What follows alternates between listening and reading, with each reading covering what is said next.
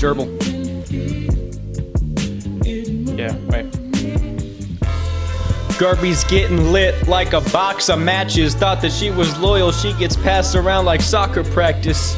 I always keep my frame, call me Roger Rabbit. Even when a plane hit the towers, that was awfully tragic. I've been lost in a labyrinth while the onlookers are watching, gawking and laughing. I'm eating chicken wings, I'm going insane.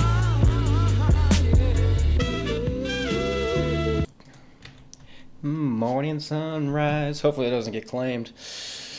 Okay.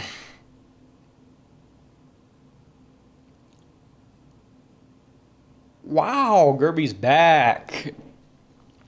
If you'll consult the graph that I'm about to pull up on the video here, if you're listening, that's fine, I'll explain it. The labor force participation rate amongst men has been steadily declining for quite a long time now. And the opposite is true with women. So what's going on here? What the hell? What are these guys doing? Just whacking off, playing on their iPods, you know, gooning on the, smoking their jewelers, you know, playing their Clash of Royale. You know, what are these dumbass Zoomer guys doing? These are the questions. Why are men dropping out of the labor force? This is what I wanted to talk about. I got some thoughts on my chest. That's what this is here for. So that's what's about to happen. You gotta ask what's going on here. And this is a well-observed phenomenon. I was gonna pull up an article and kind of read through it, but we all know this is going on. There's a book about it, Men Without Work. There's a growing sets of data, all describing this situation. So why? Because a lot of the reasons I'm hearing why are a bunch of hoopla. The first thing is the job market is pretty tough. So people are in a state of unemployment for a longer time, and after, you know, kind of dealing with, there's an oversaturation, right? Lots of people getting these degrees, scrambling for these same sort of cushy tech, finance, these sort of white-collar positions that'll offer close to 6 figs or 6 figures right out of university. And the way the job market's been digitized and globalized, you can actually kind of compare it to online dating. The way LinkedIn works and all this shit. These listings, people want to work remote. There's all these applications coming in, and the requirements for the pay get a little bit ridiculous. And some of the listings are just straight up fake. You'll put your information in, and then they just sell it. They're trying to steal it and sell your information. Bunch of, you know, I was about to say there might be Indian, but who knows what they are, right? So that's what's going on there. And then there's also the whole deal where artificial intelligence might just come in and take all those bitches in a couple years anyway, and then you'll be going, oh no. So there's that, but that doesn't explain everything, because we also have we have data now that shows men aren't just in a current state of unemployment. They're just not even trying or looking at all. They're just not doing shit. They're fully neat, not in education or employment. So it doesn't explain it all. There's something there, but we gotta dig deeper. Next thing that you'll hear a lot from older generations is they go, oh, well, this new generation of men, they're just lazy. They're just a little bit gay. They don't have a work ethic. They're addicted to their, you know, they have a escapism media. And look, there's some truth to this. I'm not even going to say that's like a completely false observation.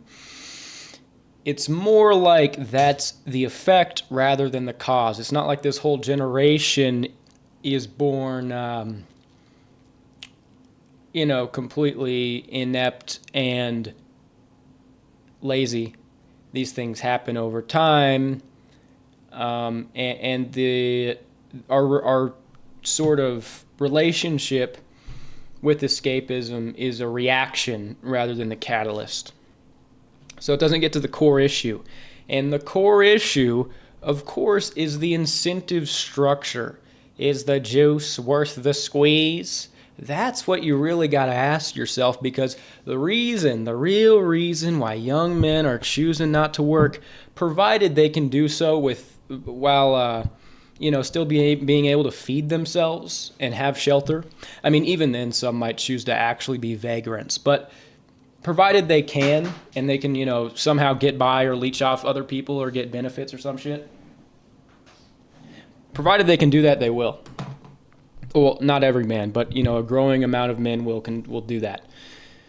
And here's the reason why. You have to pinpoint the reasons why men work. And I've thought of 3 things.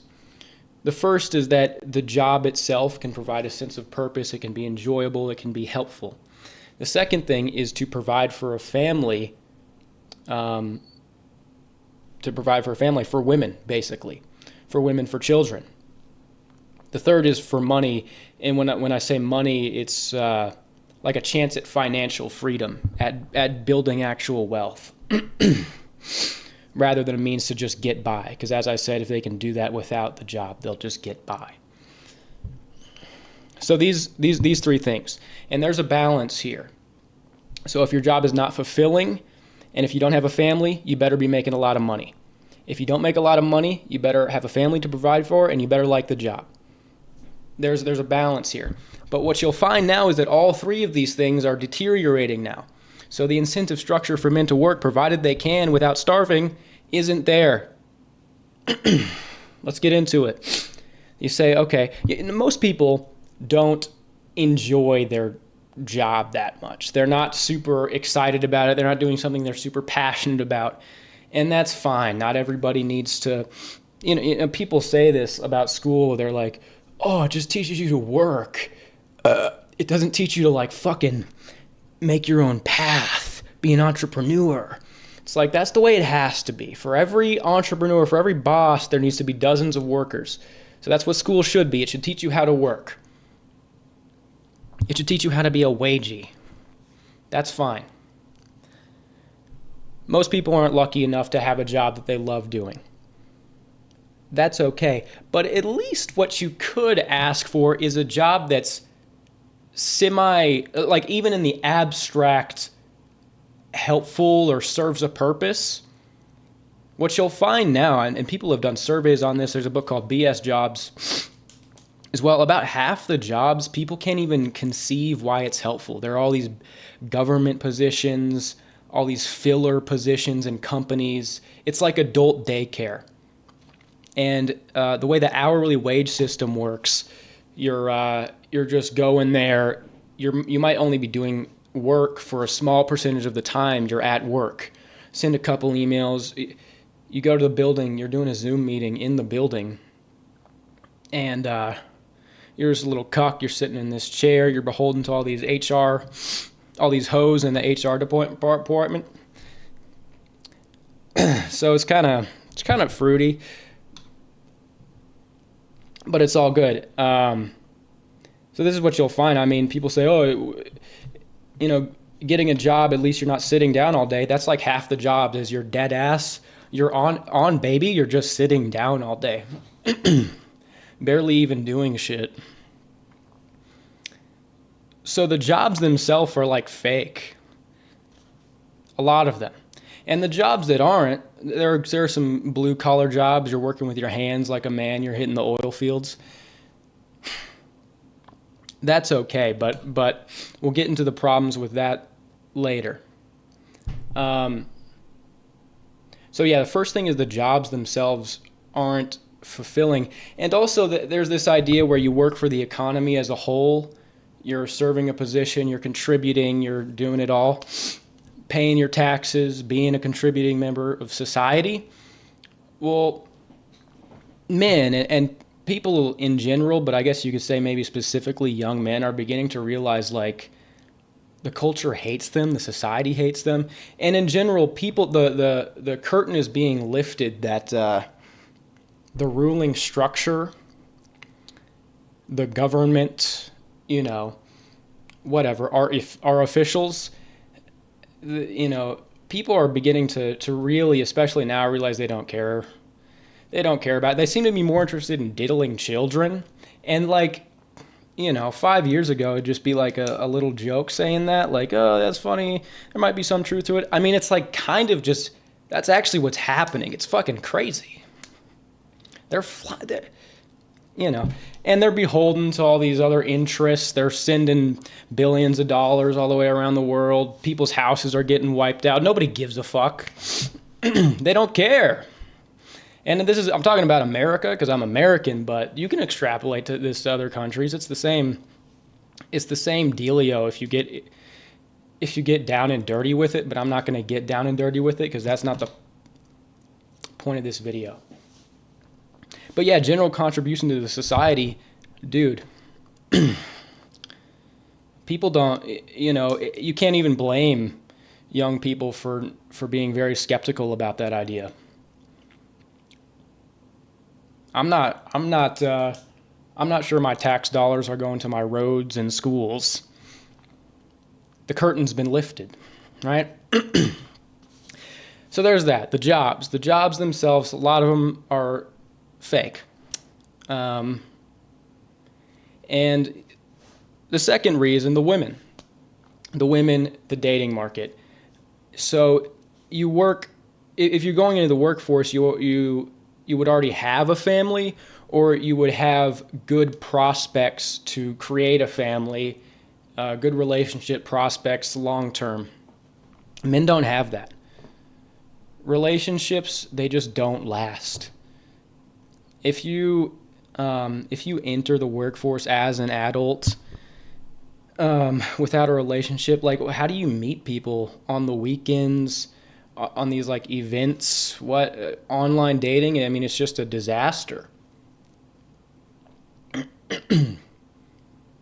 You know, most people need to meet in school or at work itself. But yeah, even if you're an attractive guy, I mean, the data just backs up what I'm saying. Nobody's getting married. Relationships just break apart so fast. They're chaotic. They're fast. It's just like it's not working in all these cities now. The dating scene, it always just turns into a fucking nightmare. Even if you're an attractive, successful guy, you get in the door.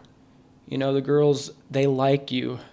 You have W Riz. You're kind of like a Duke Dennis archetypal character, right? You walk up in the place and the hose drip wet, right? Let's say that's what happens. Even then, you got your foot in the door, which a lot of guys don't have that. They seem to just be kind of destitute. But even if you're an attractive guy, you're a Chad, your chances of starting a family, of having an actual successful, you know, life partnership are low. And on the long term, having this stability, having a loving home to go home to, children who love you, a partner who loves you, this is what keeps you going, working over long horizons of time. And the data also shows the Gen Z turnover rate is exceptionally high. They're just running through jobs quicker. They're getting fired a lot more. And it's just because it's just this extended adolescence. Because that's really what makes someone an adult, is kind of having kids of their own. That seems to be what it is. I'm sure you've seen these heartwarming videos of this guy. He's driving home. He's like, I work hard. You know, these long days, every day, and I'm tired at the end. And he's weeping, and he drives into his garage, and his little daughter comes out of the door, and she hugs him, and he's like, "This is why I do it." And you go, damn. And then you go, wait, people are working so hard just to go home to an empty crib? For what? Like when you really zoom out, it's like you're just working for what? When you're not providing for someone, you go, wait, so what's actually the fucking point? Now you're just a cog because your relationships are kind of what makes your life value. That's kind of what makes you a person. So if you just work and you go home alone, you are actually a cog in the machine, homie. So that's just me spitting on some G shit. So put a comment down below if I hit that. No family, no bitches, and the jobs are fake. And finally, money. You say, okay, well, you work for money. And not just money as in, like money as in a chance to actually build wealth, to save, to invest, to build yourself a future where you can retire and be free. Well, this, it turns out for this generation, is also a total farce because our money is being indefinitely and constantly inflated. And that, no matter, there's a lot of gaslighting going on. That's not good. That's not normal. That's not part of any beneficial economic system for the people. It's actually a product of a predatory banking cartel. Real talk. So that's just what it is. The purchasing power of the currency we are working for isn't worth anything. And the path for financial freedom for this generation is such a thin line to walk. They say, you save up, you have to have an emergency fund, you scrounge what you can at the end of every month, you put it in a Roth IRA. In your 20s, you get that money to work for you, it builds up compound interest. 40 years later, with the compound interest, you keep on adding to the Roth IRA, you can withdraw it without taxes when you're 59 and a half. Then you'll be a tax-free millionaire. Sounds great. This is what a lot of boomers did if they were privy to what was good for them. I think it's very naive to think we'll have that same opportunity. In many ways. I mean, I don't even know. The inflation's just going to continue it's going to continue getting worse, so I don't even know if it's going to like barely beat it out. One of the good endings is in 40 years, $1 million, even if I'm a tax-free millionaire, $1 million will be like a down payment for a shitty house in Arkansas. More than likely, in 40 fucking years, with the path the trajectory we're going on, I picture myself like wandering a jungle, a toxic wasteland jungle with a machete and a gun. I'll be the last white man alive. And I'll have a robot leg. And I'll have developed some sort of a psychotic relationship with a fake doll girlfriend that I'm strapped to my back. 40 years? Give me a break. And I really don't think boomers thought like this. I think their outlook for the future was much more optimistic. And that really gets to the bottom of the problem. You really can't blame young people now for thinking like, what future? What future do we have? Unless the Fed is abolished or whatever, then people will be able to build wealth. And that's just like one problem of many. So, the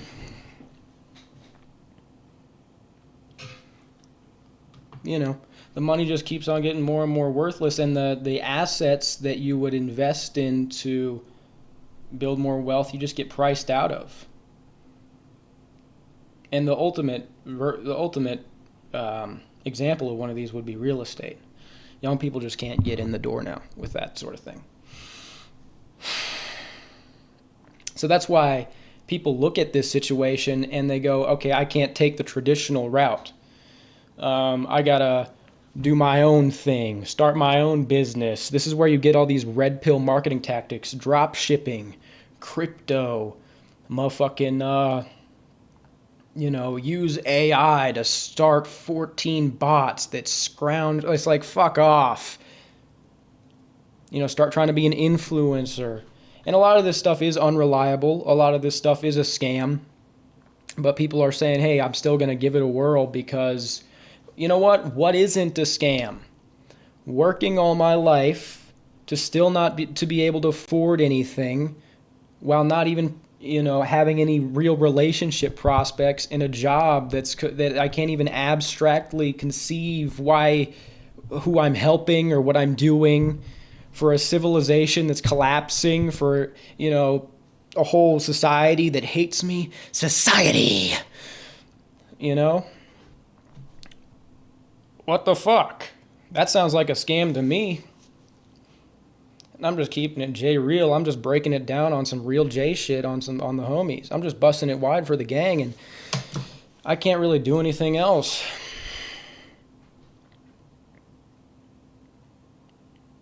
So,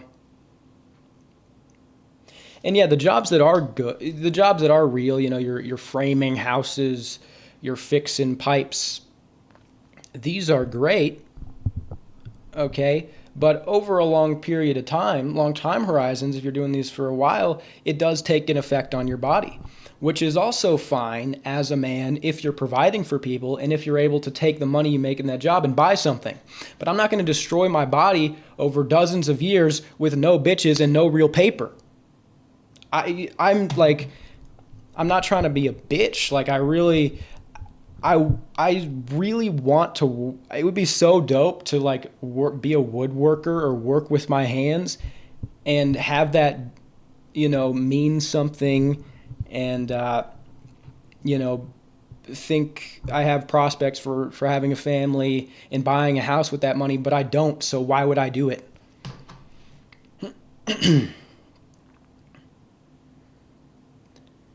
You got to scramble for these same positions. 6 figures is like in a city that used to be rich. It used to be 6 figures. Now it's just like that's how you're semi comfortable, is you have to make 6 figures. It's wild, and it ain't gonna stop. It's never gonna stop. The way the Fed works, when interest rates are cut, when the inflation is cut, and there's usually a seesaw there. So when the interest rates, the inflation goes up. When the inflation cut, the interest goes up. So you're fucked either way. But either way it's happening, it still gets progressively worse. It's like boiling frogs. That old adage, it's like boiling frogs. If you turn it up all the way and you got the frogs in the pot, they'll jump right out of the water because it gets too hot too fast. You turn it up slowly, you simmer it. 5, 6, 7, 8. The frogs don't know what's going on. It gets hotter, but imperceptibly, slowly over a long period of time. And then they're cooked. And before you know it, they're cooked. And don't get it twisted, brother. We're being cooked. We are being cooked. We're being sizzled and sucked dry. Just keeping it real. Now, all this being said, I don't advocate not working. I'm just saying I get it. Because here's the deal. As a young man, you got to build skills. You got to be doing something. And the concept behind being neat, you go, I'll have all this time. I'll learn important skills. I'll allocate it into things that are helpful. The problem is, laziness breeds more laziness. And if you have no responsibilities, you'll find yourself not doing shit at all. And there's a balance you strike. You don't want to work too much because no one's working construction all day, then coming home and be like, let me work on my side hustle. Unless they're really grinding, but I'm not that kind of fella. I'm not, fuck that. But, if you're doing school, if you're working a job that's not too taxing, you'll actually find you have, some momentum. You're like you're on track. Whereas if you're doing nothing, it's hard to create this structure and hard work for your life with based on nothing. So, yeah, what I'm thinking, I'm gonna keep on doing these. I mean, the type of thing I do, since I'm not selling a gay course, it really doesn't make that much money at all. But I'm gonna keep on making these videos because I like doing it. And in order to support myself, I will find jobs. They're not gonna pay well, but for things that I want to learn, and that's probably going to be evergreen things involving blue collar type work, working with my hands like a man. But yeah, I mean, ideally you do both, right? You'd work, you get a stable, real work job, and you'd also have something on the side, something probably online that you're trying out, that you're not fully relying on, but you're keeping that hope alive, because sometimes these things do work, and it's good to try and figure out things like this if you want to really pave a way to be financially free in this day and age. But then if you're doing that, I mean, you have very little time for coping. You gotta be really on that grind, that Sigma grind set. So, yeah, what else I got here? I think that's about it. Thanks for watching, y'all. God bless.